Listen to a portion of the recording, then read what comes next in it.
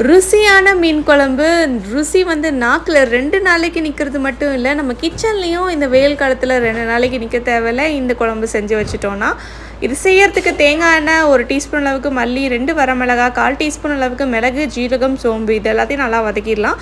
வதக்கின பிறகு ஒரு 10 சின்ன வெங்காயத்தை எடுத்து நம்ம அது கூட சேர்த்து நல்லா வதக்கிட்டு, ஒரு சின்ன தக்காளியை பொடிசா நறுக்கி அதையும் வதக்கிட்டு, அரை மூடி அளவுக்கு தேங்காய் பல்லம் எடுத்து நம்ம இது கூட சேர்த்துக்கணும். லாஸ்ட்டாக கருவேப்பிலையும் நீங்கள் ஆட் பண்ணிக்கோங்க. அவ்வளோதான். ஆறினோன்னா மிக்சியில் நம்ம அரைச்சிட்டு வந்துடலாம்.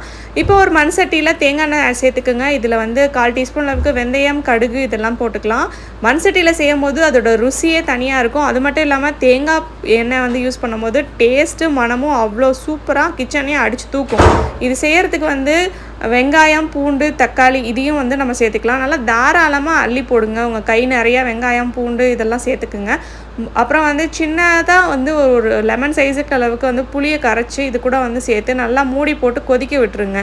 இப்போ இது கொதி வந்தோடனே நல்லா வெங்காயம், தக்காளி எல்லாம் நல்லா மேஷ் ஆகியிருக்கும். இது கூட நம்ம அரைச்சி வச்சுருக்க விதையும் சேர்த்துக்கலாம். இது பச்சை வாசனை போகிற வரைக்கும் நல்லா வதக்கிட்டு அது கூட வந்து 1 கிளாஸ் அளவுக்கு தண்ணி ஆட் பண்ணிக்கோங்க. தண்ணி வந்து ஊற்றின பிறகு நல்லா மிக்ஸ் பண்ணி விட்டுட்டு நம்ம இதில் வந்து ஒரே ஒரு மசாலா தான் சேர்க்க போகிறோம், மீன் மசாலா.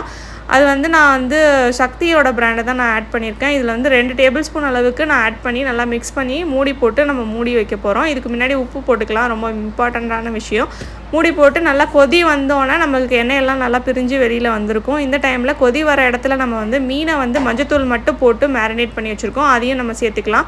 இது வந்து மீனை கிளறும் போது நீங்கள் சைடு வழியாக சென்டரில் கிளறணும். அப்படி இல்லைனா மீனெல்லாம் குழஞ்சி போயிடும். அதனால் 10 நிமிஷம் வர அளவுக்கு வந்து கொதி வந்தோன்னே உங்கள் மீன் குழம்பு சூப்பராக ரெடியாக இருக்கும். ட்ரை பண்ணி பாருங்கள்.